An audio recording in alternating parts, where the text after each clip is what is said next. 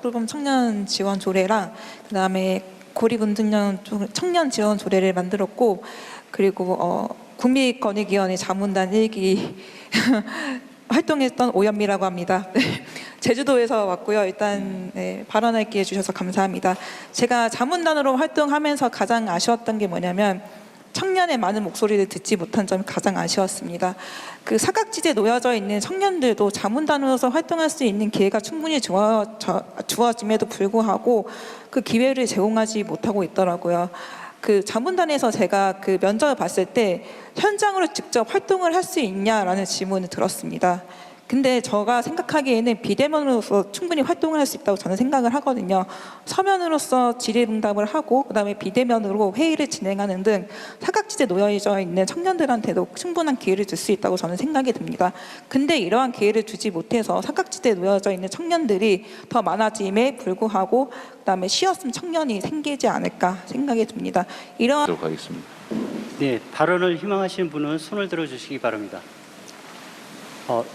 2열의 제일 끝에 참여분 말씀해 주십시오.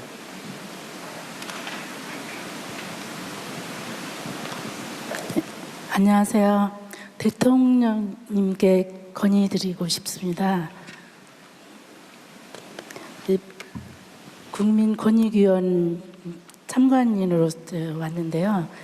민원이 제대로 해결되지 않으면 여러 건을 접수하게 됩니다. 그러면 그 여러 건에 대해서 따로따로 부서로 이관이 되잖아요. 그러면 그 고객은 국민들은 다 만족하지 못하고 있습니다. 그래서 여러 건이 접수되면 이거를 한 곳에서 접수돼서 원수도 처리할 수 있도록 해주셨으면 좋겠고요. 이거를 민원 해결 책임제 제도를 도입해가지고 처리를 해주셨으면 좋겠습니다. 그리고 한 가지는 부동산 쪽입니다.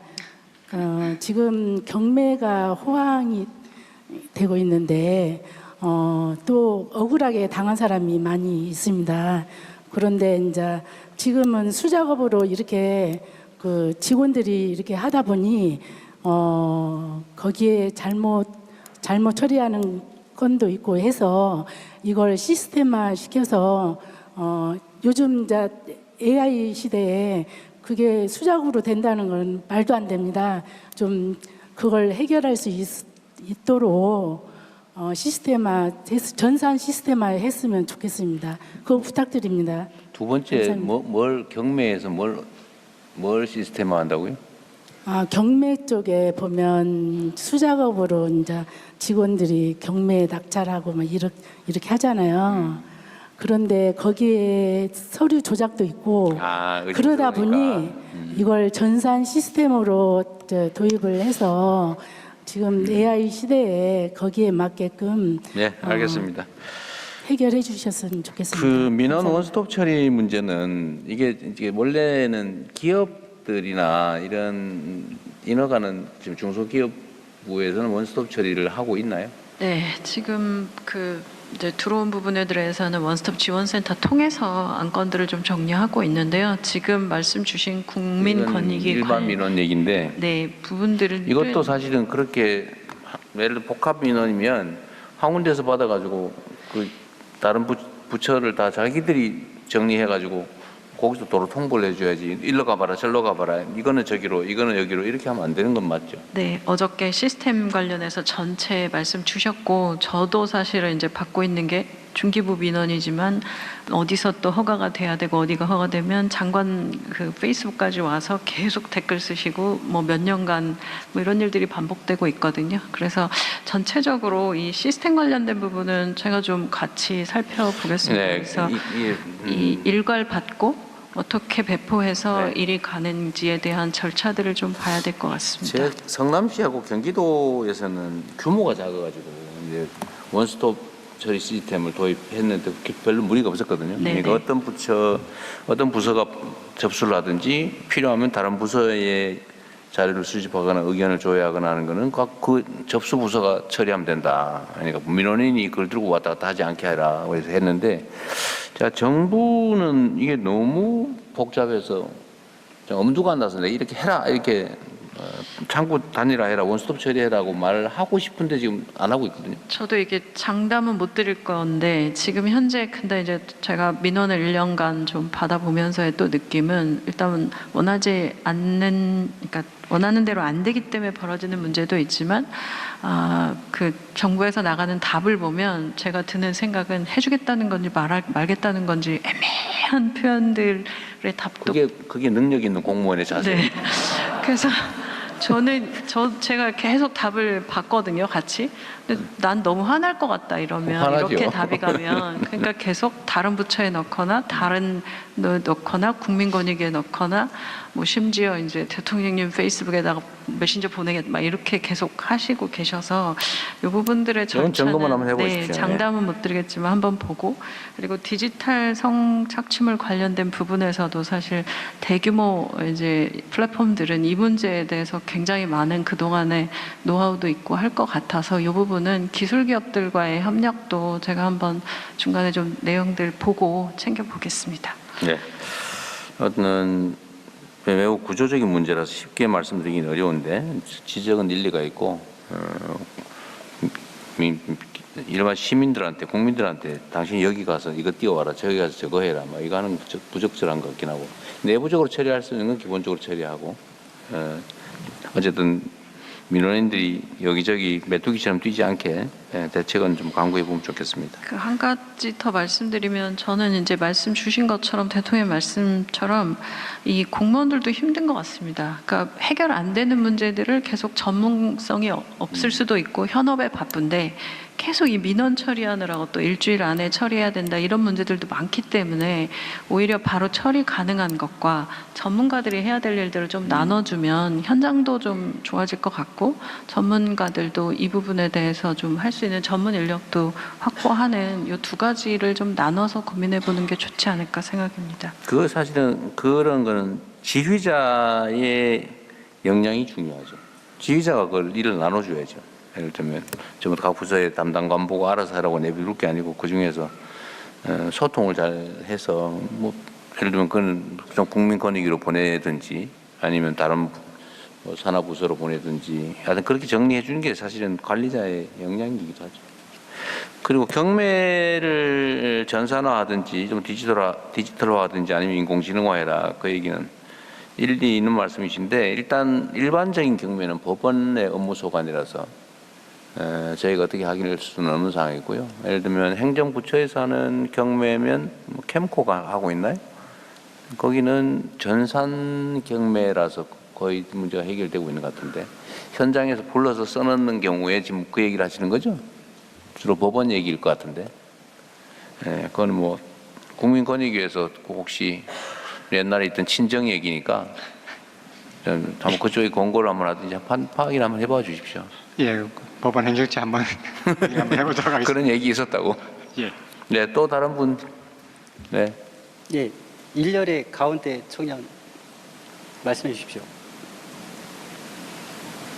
네, 안녕하세요. 저는 현재 고등학교에 재학 중인 청소년입니다. 오늘 청평등가족부에서 보고된 청소년 관련 정책 중 추가하면 좋을 부분이 있을 것 같다 이렇게 말씀을 드립니다. 최근 정당법과 공직선거법 개정으로 청소년이 사회참여를 할 수 있는 기회는 늘어났지만 현실은 법률이나 조례로 보장된 청소년 기구에서조차 청소년들이 관련 활동을 해도 지자체 의견이 반영되지 않거나 기구 자체가 설립이 되지 않는 등 아직까지 형식적인 참여에 그친다는 한계점과 문제점이 있습니다. 따라서 성평등가족부에서는 청소년 관련 정책을 계획할 때 청소년 기구의 의견을 의무적으로 수렴하는 것과 같이 정부 차원에서의 건강한 민주시민을 양성하기 위해 청소년의 사회참여를 향상하기 위한 계획이 있을지 궁금합니다. 뭐 혹시 대답할 게 있으면 하나 해주십시오.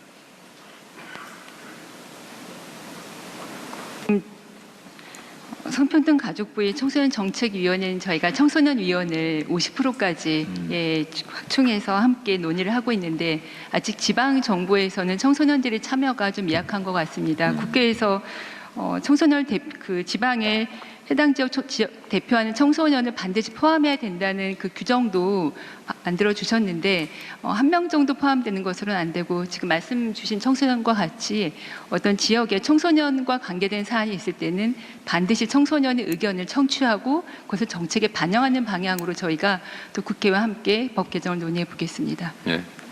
예, 국민 의견 한번 들어볼까요? 예, 다음으로 온라인 국민 의견을 소개해 드리겠습니다. 먼저 국민권익위원회 관련입니다. 아이디 WOOKOHI를 쓰신 국민께서 취약계층을 더 많이 도와주세요라는 의견을 주셨습니다. 예, 그리고. 계층을 더 많이 돕기 위해서 애를 쓰겠습니다.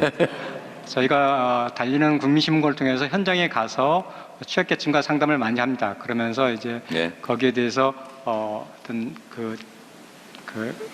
실제로 어떤 지원이 되게끔 여러 방식으로 지원이 되게끔 하고 있습니다. 예. 늘려달라니까 늘려주세요. 네, 또. 예, 다음으로 SEUNG 아이디를 쓰신 국민께서 현장의 목소리를 들어달라는 의견이 주셨습니다. 네, 또. 예. 다음에는 그 반복 민원 내용이라서 아까 언급이 됐기 또 때문에 무슨 얘기? 성평등 가족부 관련한 내용으로 넘어가겠습니다.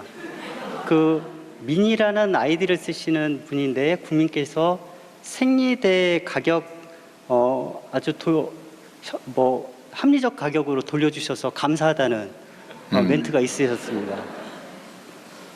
그리고 체리라는 그 닉네임을 쓰시는 국민께서 청소년 상담도 그냥 말고 심층적으로 가정과 연계해서 해야 된다. 그리고 청소년들이 잘 자기의 능력을 개발할 수 있는 그런 쪽을 좀 개발해 달라.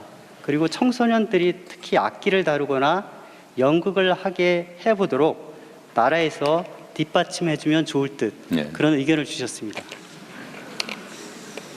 네, 뭐 그게 다예요? 예, 그 정도. 뭐 다른 것도 많았을 였습니다. 텐데. 예. 자, 우리 저희 참관단한테 잠깐 기회를 좀 더 갖도록 하겠습니다. 예, 뒤쪽 2열에 예, 국민께서 한번 말씀해 주십시오. 안녕하십니까. 저는 그 제주도에서 가족돌봄 청년 지원 조례랑 그다음에 고리군등년 청년 지원 조례를 만들었고 그리고 국민권익위원회 자문단 1기 활동했던 오연미라고 합니다. 네, 제주도에서 왔고요. 일단 네, 발언할 기회 주셔서 감사합니다. 제가 자문단으로 활동하면서 가장 아쉬웠던 게 뭐냐면 청년의 많은 목소리를 듣지 못한 점이 가장 아쉬웠습니다. 그 사각지대에 놓여져 있는 청년들도 자문단으로서 활동할 수 있는 기회가 충분히 주어짐에도 불구하고 그 기회를 제공하지 못하고 있더라고요. 그 자문단에서 제가 그 면접을 봤을 때 현장으로 직접 활동을 할 수 있냐라는 질문을 들었습니다. 근데 제가 생각하기에는 비대면으로서 충분히 활동을 할 수 있다고 저는 생각을 하거든요. 서면으로서 질의응답을 하고 그다음에 비대면으로 회의를 진행하는 등 사각지대에 놓여져 있는 청년들한테도 충분한 기회를 줄 수 있다고 저는 생각이 듭니다.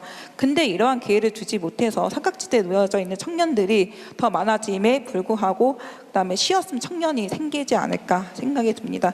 이러한 청년들을 위해서 비대면으로서 활동할 수 있는 기회를 많이 제공해 주셨으면 좋겠고 그들의 참여 권리를 증진시켜 주셨으면 감사하겠습니다. 네, 정책에 참고하기로 하죠.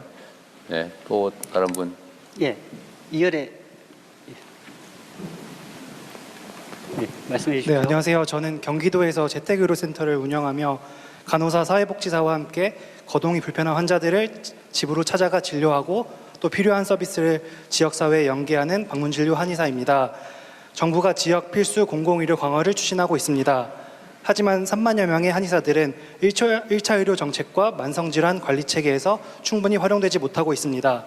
특히 한의재택의료센터는 현장에서 실질적인 역할을 하고 있음에도 불구하고 여러 제도적 장벽에 직면해 있습니다.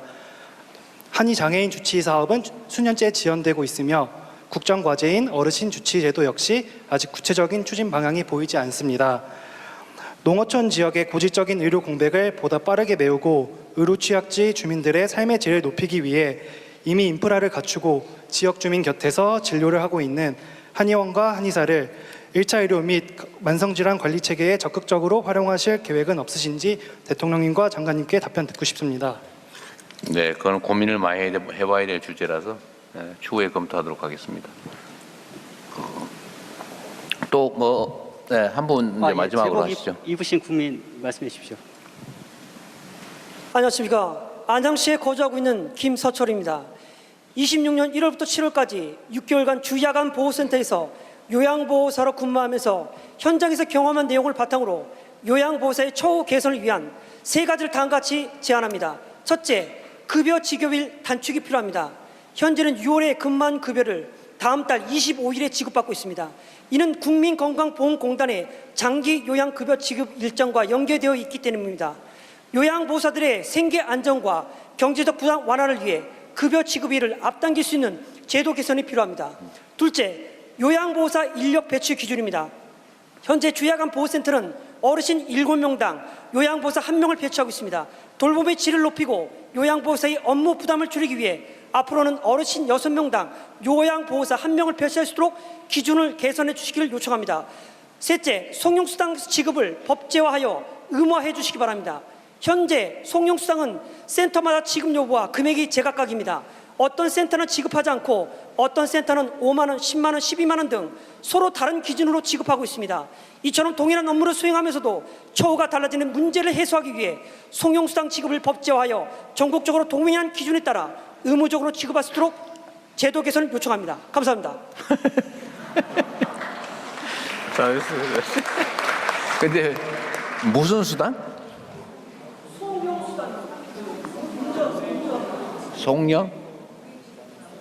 송령 수당, 송령 보내고 받고 그런 이름으로 하여튼 추가의 보수를 지급하는 것도 있고 안 하는 것도 있으니 다 주는 걸로 정리해라. 이런 취지죠. 예. 일단 돈 안 들고 해결할 수 있는 게 왜 월급을 25일씩이나 깔아두냐 그 말이죠. 예. 월말까지 일한 거를 그게 근로기준법 14일 이내 지급하게 돼 있을 건데 25일이 근데 공무원도 지금 근데 근로기준법에 원래 14일로 돼 있지 않아요? 원래 그렇지 않나? 퇴직 후는 그렇고 저도 옛날에 그 월급을 15일씩이나 깔고 그래가지고 도중에 나오면 안 주고 막 그래서 경찰서 쫓아다니고 그랬던 기억이 있는데 이게 공직 사회는 대부분 다 이런가요? 25일? 한번 검토 한번 해보십시오. 민간은 최근에는 2주에 이렇게 나눠서 빨리빨리 2번씩 나눠주고 먼저 주는 데도 있고 그렇게 방식들이 조금씩 바뀌고 2주 단위로? 예, 미국은 1주 단위로도 하는데 미국은 원래 기본이 주급이니까 예, 그렇게 지나면 며칠 지나서 젊은 쪽에서는 그렇게 한 달에 한 번 주는 것을 좀 더 빨리 시스템상 이게 뭐 금융 이익을 취득하기 위해서 그러는 것 같지는 않고 뭔가 시스템상의 문제가 있을 텐데 여기만 따로 처리할 수 있는지 아니면 전체적으로 바꿔야 되는데 그렇다면 그게 가능한지 한번 점검을 한번 해보십시오. 아마 장기요양보험을 청구하면 청구한 거를 지급하는 걸 받아서 월급을 주는 갭이 있을 것 같은데요. 한번 그러겠죠. 살펴보겠습니다. 네. 그리고 이게 요양보호사에 대한 보수 체계는 이게 이제 지금 국가에 바로 고용되는 게 아니고 어딘가에 사업 위탁을 받으면 그 위탁 받은 데에 고용돼서 지금 요양보호사 일을 하고 이런 식으로 돼 있겠죠. 네, 대부분은 민간이 개설한 장기요양기관에서 근무를 하시는데 그 수입이 대부분 장기요양보험에서 지급한 보험료로 운영을 하기 때문에 그거는 들쭉날쭉할 수밖에 없는 거네요. 예. 네. 아마 청구하고 지급되는 그 시간이 한 달 정도 하여튼 말씀하신 걸리는 것 내용이니까 같은데요. 혹시 부담이 없는지 한번 점검해 보시죠. 자, 고생하셨습니다, 다들. 예. 긴 시간 내주셨고 저기 우창관단은 말씀하셔야 되는데 못한 게 있으면 써서 내주시면 저희가 점검을 할 겁니다. 그리고 어제도 말씀드렸는데 이 방송에 의견을 낸 우리 국민들의 의견도 뭐 단순한 뭐 안부 인사나 이런 거야 안 챙겨도 되지만 실질적인 건의나 지적이나 의견이 있는 거는 다 수집해서 각 기관들이 나눠서 점검하도록 하십시오. 네, 긴 시간 수고하셨습니다. 고맙습니다. 마치겠습니다. 이상으로 보건복지부와 질병관리청, 식품의약품안전처, 성평등가족부 및 국민권익위원회 업무 보고를 모두 마치겠습니다.